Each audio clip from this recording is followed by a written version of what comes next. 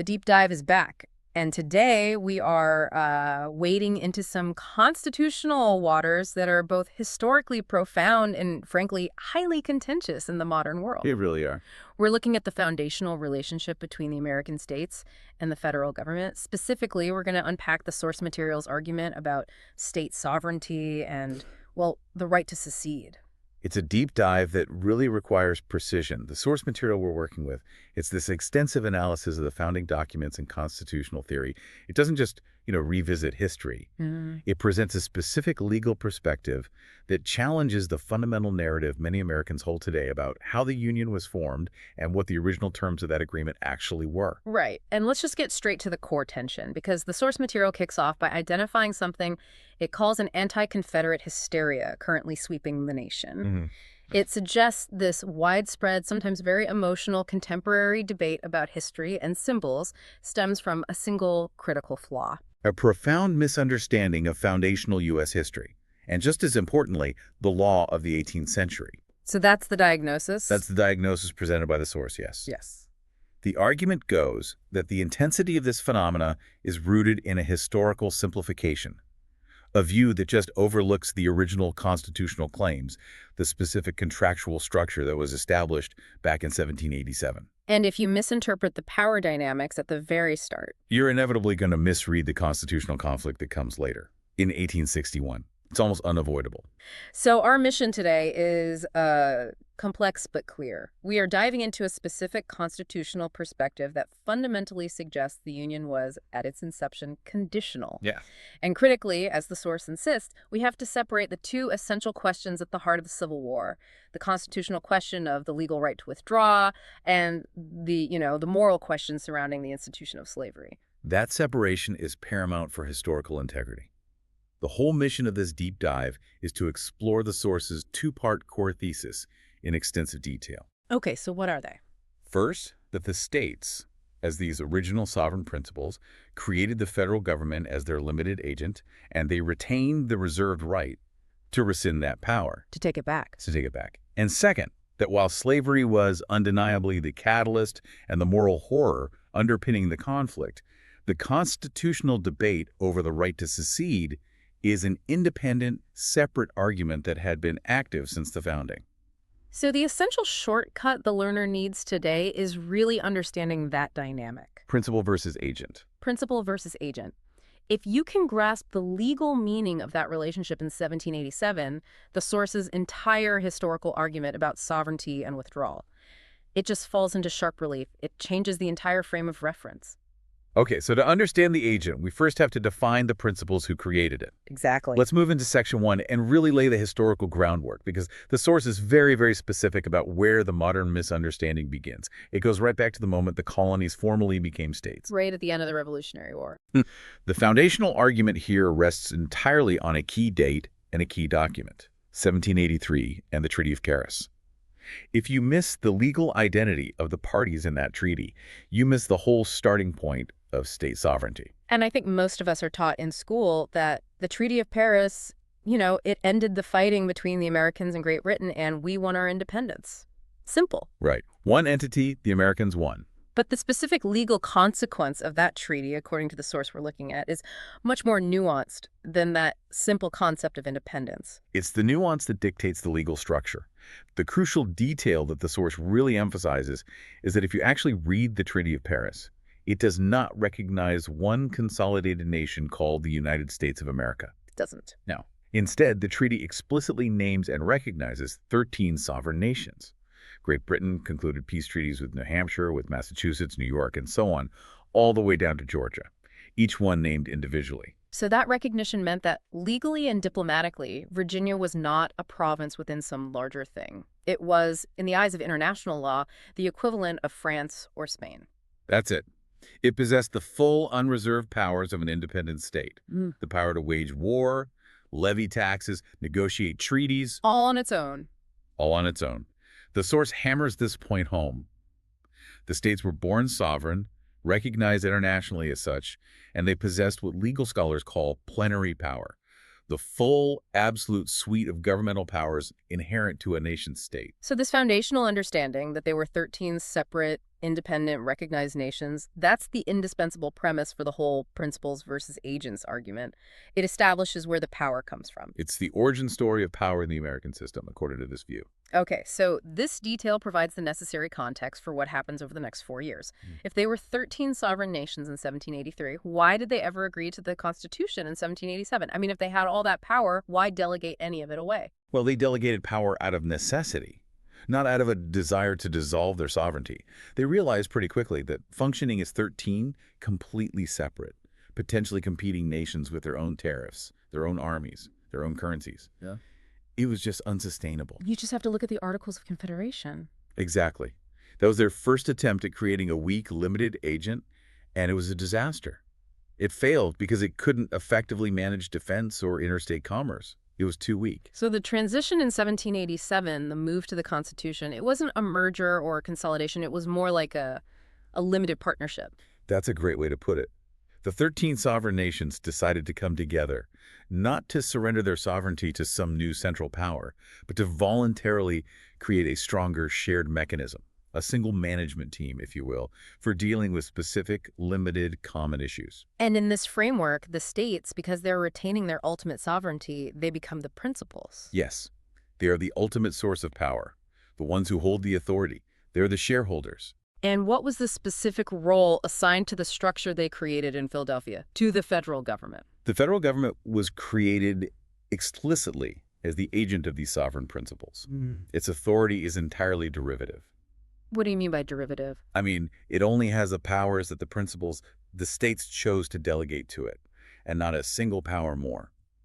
The agency relationship, legally speaking, is one where the principal defines the scope of the agent's actions. The boss tells the employee what to do. Okay, now this is the dynamic that needs some deep analysis. If the states are the principals and the federal government is the agent, what is the fundamental power dynamic in that legal relationship? Who has the ultimate authority to dissolve the agreement? The principal always retains the ultimate power. I mean, think about any contractual agency relationship you enter into. If you hire an attorney or a real estate agent or a corporate manager to act on your behalf, you, the employer, the principal, have the power to terminate that relationship. You can fire them. You can fire them. The implication, as laid out in the source material, is that principals always have the inherent reserved power to fire or dismiss their agents, and in doing so, revoking the authority they delegated. And the power to revoke delegated authority, if you apply it to the entire structure of the union, becomes, by definition, the right to withdraw from the contract.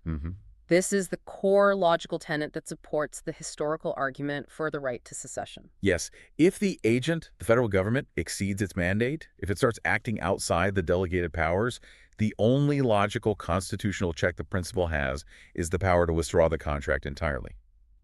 The source suggests that this right was so fundamental to the concept of sovereignty that it didn't even need to be explicitly written down. Though, as we're going to see, some states insisted on writing it down anyway. We absolutely did.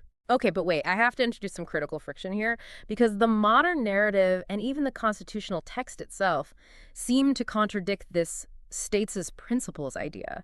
The preamble to the Constitution begins famously with, "We the people of the United States." Not we the states. Right, not we the states. So how does the source reconcile that foundational language with this claim of state sovereignty? That is a brilliant point, and it reflects the deep tension that was present at the convention itself.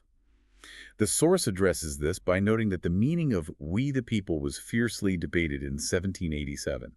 Was it the people, as one consolidated unified national entity, or was it the people of the several states acting through their sovereign conventions? And that's a huge difference. If the phrase meant "we, the consolidated national people," that would suggest the states dissolved their sovereignty and the federal government became supreme. Right. But if it meant the people of the several states, then state sovereignty remains intact. Exactly.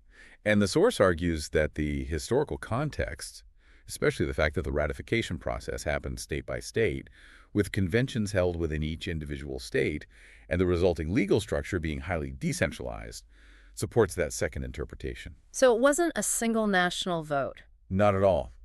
The Constitution was ratified by state conventions representing the sovereign people within those states, not by a single national plebiscite. Therefore, the authority came from the individual sovereignties acting in concert, not from some new, mystical, unified American identity that dissolved the states. That is a crucial counterpoint. It shows the difference between the modern reading, which just assumes a consolidated nation from the get-go, and the sources reading, which emphasizes the legal process of ratification that went state by state. And that contrast highlights a really profound difference between the historical claim and modern perception.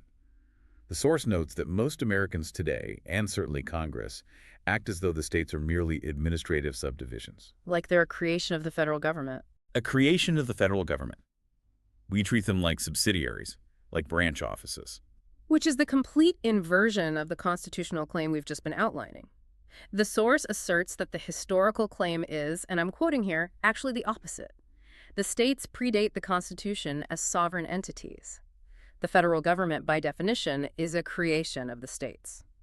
So when Congress acts as the primary source of power, issuing unfunded mandates or dictating policy to states via spending conditions, they are fundamentally contradicting the original arrangement where they were meant to be the servant, the agent of the sovereign states. And this inverted dynamic is what sets up the entire conflict over whether the states had the right to withdraw their delegated power. The moment the agent begins to control the principal, the contract has been broken, at least according to this constitutional theory. Okay, so we've established the theory. 13 sovereign principles creating a limited agent, retaining the right to dismiss it. But where's the constitutional receipt for that? The fine print. The fine print. So now let's pivot from theory to the specific contractual language. We're moving into Section 2, which examines the constitutional evidence cited in the source that directly supports this right to secede. And this is where the source provides crucial, verifiable evidence. We shift from generalized political theory to specific, documented contractual language agreed upon by the founders. The source directs us away from just the text of the Constitution itself. And toward what? Toward the documents created when the states actually ratified it in 1787 and 1788. So why are those ratification documents the key evidence? Why would sovereign entities feel the need to, add riders or reservations when they're ratifying the main text? Because if the states were truly sovereign nations creating a limited agent, they needed to make absolutely certain they clearly defined and limited the scope of the powers they were delegating. They were setting the terms of the contract. Putting it in writing. Putting it in writing. Any power not explicitly delegated was, by definition, reserved. The ratification document served as the legal necessity to clarify and often explicitly reserve specific rights of withdrawal or rights to recall power. They were laying down the conditions of entry. Which suggests that without these reservations, these states might not have joined the Union at all. They had to be convinced that their sovereignty was safe. Precisely. They were wary. You have to remember, they had just fought a revolution against a centralized, distant power, Great Britain, that they felt was abusing its authority. Their deepest fear was recreating that same centralized power structure here in North America. These reservations were their constitutional safety blankets. So which specific states did the source single out as having included this explicit right of withdrawal or the right to resume power? The source explicitly names Rhode Island, New York, and Virginia. And it's really important to note the geographic and political significance of these three states. It's not just a regional thing. Not at all. Virginia was the largest and most influential state at the time. New York was a crucial commercial hub. And Rhode Island was arguably the most suspicious and independent-minded state. They ratified the Constitution almost 2 years after everyone else, so this wasn't just a Southern concern, it was a sovereign state concern. Let's focus on Virginia first because of its immense historical weight. What exactly did Virginia's ratification document declare regarding this resumption of power? Virginia's Declaration of Ratification was quite explicit. They emphasized that the powers granted under the Constitution were derived from the people of the United States of Virginia. Their clause stated that the people have the right to resume or alter the powers delegated to the new government whenever they deem it necessary for their happiness. The language is framed as a continuous right held by the people, acting through their sovereign state government, to take back the authority they had loaned out. The operative word there is resume.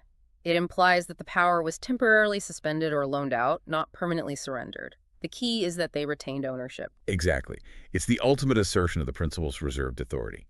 And this wasn't some quiet footnote. This was the leading condition of Virginia's entry into the Union. They were essentially stating, we are joining, but we are keeping the receipt and the right to a full refund if this doesn't work out as promised. Okay, now let's look at New York. New York was deeply skeptical, and its convention was highly influential, partly because of the publication of the Federalist Papers there.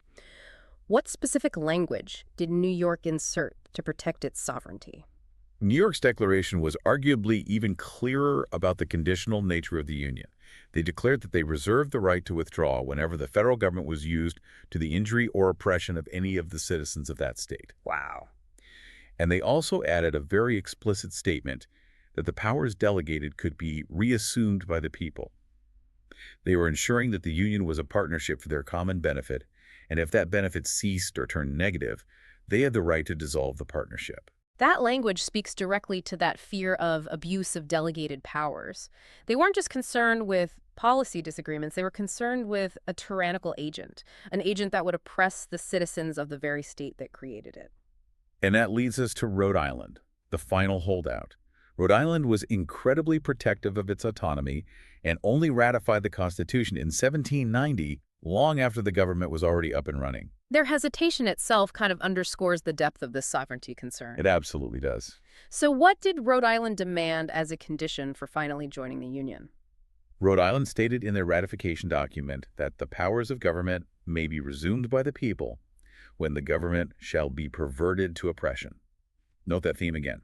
The ultimate check against tyranny is the right to withdraw, to resume the power that was temporarily delegated.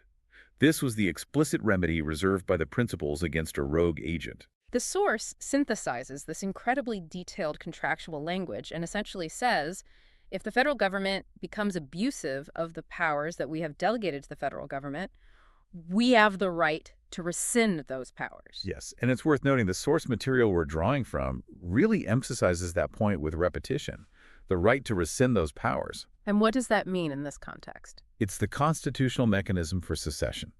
The source highlights this phrase as the legal trigger.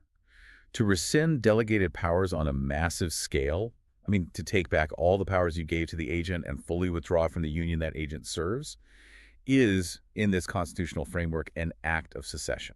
So based on this detailed evidence from the ratification documents, the argument is that this wasn't some implied or abstract right. It was, for these specific states, an explicit condition baked into the contractual agreement that established the Union in the first place. It was the ultimate reserved check on federal authority. And the right was conditional, you're right. It was reserved for a perceived violation of the original contract, the agent becoming abusive or oppressive.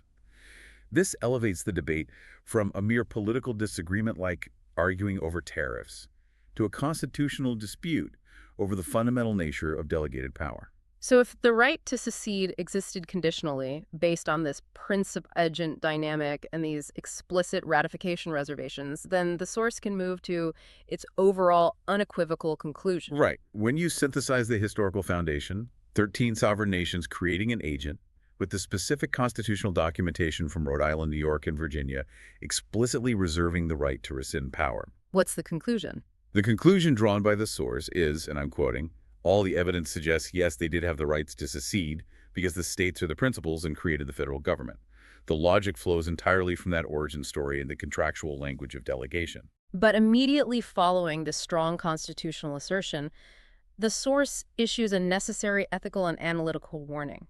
We have to address that separation again because it's so fundamental to the source's purpose. Absolutely. The source insists that the core constitutional question of the right to secede must be considered entirely independently of the moral and political question of slavery. So break that down. The argument is, you could, as a historian or a constitutional lawyer, conclude that the legal right to rescind power existed in the original contract, while simultaneously recognizing the moral reprehensibility of the clause for which that right was invoked in 1861. So you're legally analyzing the tool, the right to withdraw, separate from the purpose for which the tool was used, in this case, preserving slavery. They are, in the source's analysis, two distinct spheres of evaluation. And that separation is critical. If we accept the source's historical premise that the constitutional right to resume power was reserved, then the debate moves from whether they had the legal authority to withdraw to whether they used that authority justly or for a just cause. And the source insists that conflating the two is what leads to a flawed understanding of American constitutional history. Exactly. It clouds the legal analysis with moral judgment. which are two different things. This analysis of reserved rights brings us perfectly into Section 3, where the source connects this constitutional argument to how history is remembered and applied today. The historical narrative versus the constitutional text. If the argument is that the right existed, then why did the conflict happen? And, maybe more importantly, why is the conflict overwhelmingly remembered today as being solely about slavery? Right.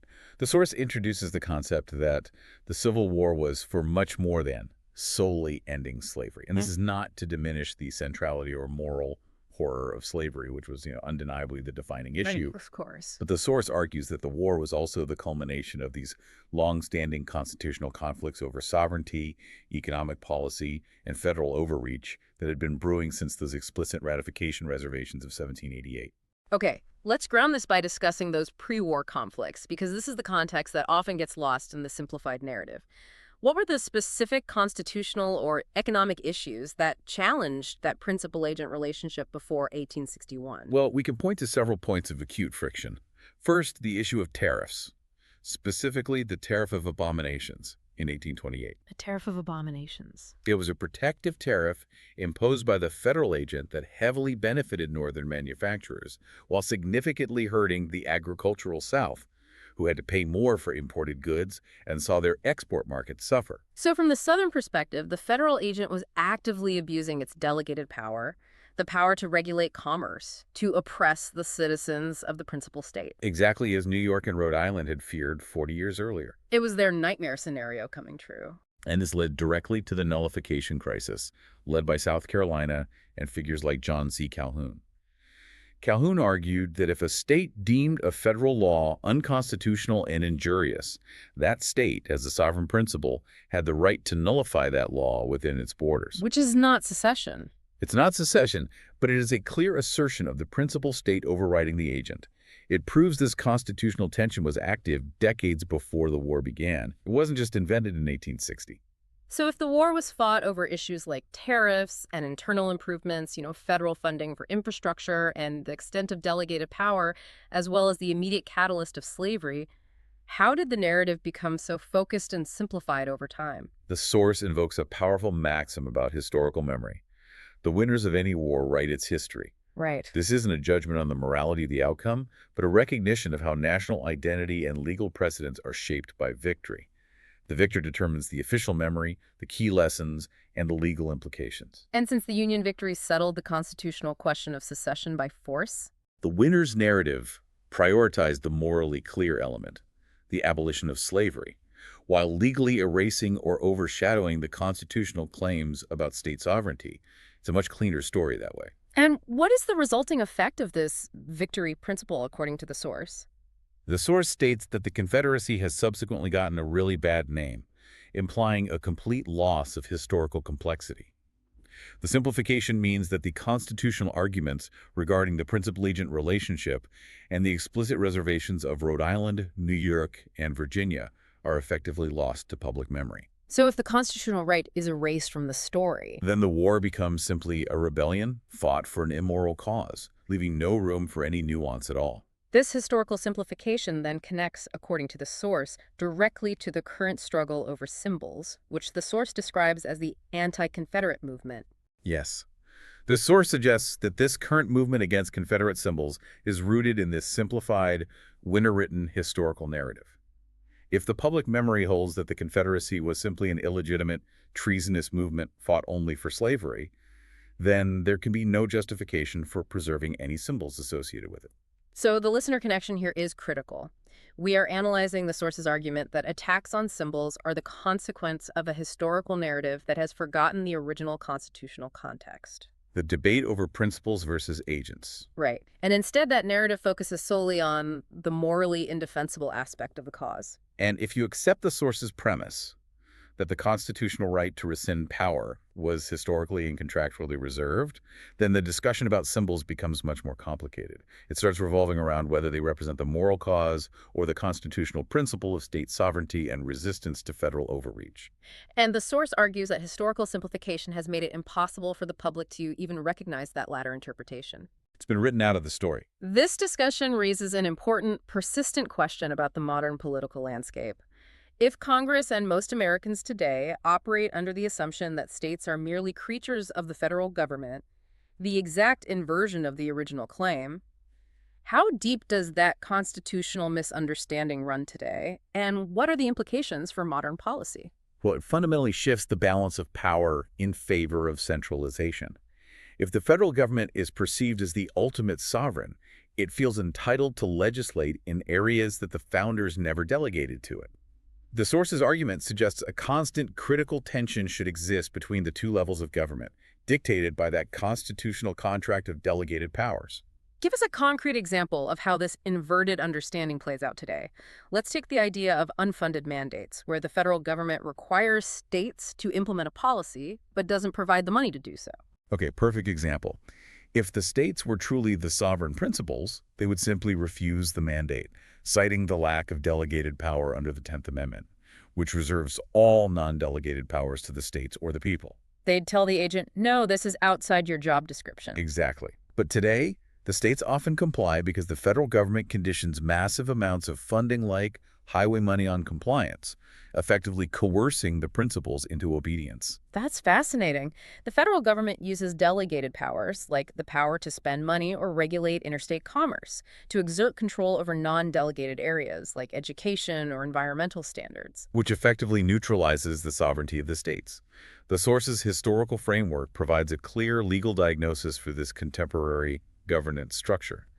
The loss of the concept that states were the sovereign principals who reserved the right to rescind power has allowed for the continuous, incremental expansion of federal power, far beyond what the source claims was originally delegated in 1787. And the fact that the founders were so concerned about the abuse of delegated powers that they wrote the right to resume power into the ratification documents of New York, Rhode Island, and Virginia, it suggests that they anticipated exactly this kind of creeping centralization. They absolutely did. Their reservation was an emergency brake against the consolidation of power. If that emergency brake has been constitutionally invalidated through conflict, the Civil War, then the logical check on federal power disappears. And this forces us to constantly evaluate whether the federal government is truly operating within its delegated role or if it is acting as the supreme sovereign. Which the source insists it was never intended to be. It provides a powerful analytical tool. It compels us to look at every federal law and ask, is this explicitly delegated? If not, why is the agent dictating terms to the principal? And that detail, the specific mention of New York, Rhode Island, and Virginia, who were worried about this decades before the conflict of 1861, is incredibly helpful for the listener. It removes the discussion from the realm of abstract political ideology and grounds it firmly in the contractual law agreed upon by states across different geographic regions during the founding era. The fear of federal overreach was universal among the early sovereign states. Okay, as we move toward our final synthesis, let us review the crucial knowledge nuggets we've pulled directly from the source material today that fundamentally challenge the modern narrative of the Union. The first, I think, is the critical historical starting point. The Treaty of Paris in 1783 confirmed the existence of 13 separate sovereign nations. This status is the foundation of state authority. They weren't administrative districts. They were full nation states. Right. The second is the constitutional mechanism. The federal government was created 4 years later as the agent of these sovereign states who retained their status as principals. And legally, the principal always has the ultimate right to terminate or dismiss the agent. And the third is the explicit contractual evidence.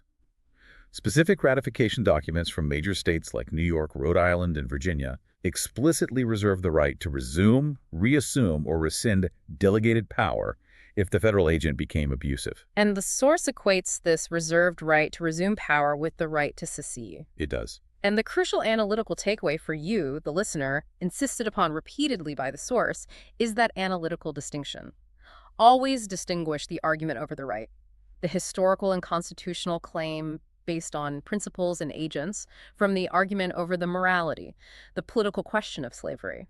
The source argues you must separate them to achieve historical clarity. And if the historical argument is accepted, that the right to withdraw was reserved conditionally, it forces a confrontation with the idea that the constitutional structure was, by design, conditional and revocable, designed specifically to protect state sovereignty against any form of overweening federal power. Which leads us directly to the final provocative thought we'll leave you with today. If the original structure of the United States was truly 13 principles, creating a limited agent, tasked with executing only a few delegated powers.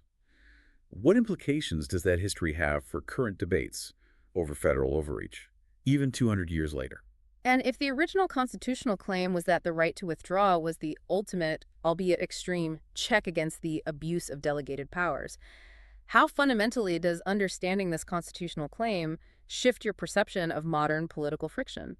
Things like battles over national health care mandates or standardized educational testing. And finally, if the states are indeed the principals and the people of those states are the ultimate source of all power, how would governance change if Congress truly operated under the constant guiding knowledge that they are merely the agents hired by sovereign principals? The question for you to explore is this. Has the victory principle of the Civil War inadvertently eliminated the founders' most vital reserve check against centralized power? Something to think about. Thank you for joining us for this intense deep dive into the constitutional claims surrounding sovereignty, delegation, and the reserve power of the states. We'll see you next time.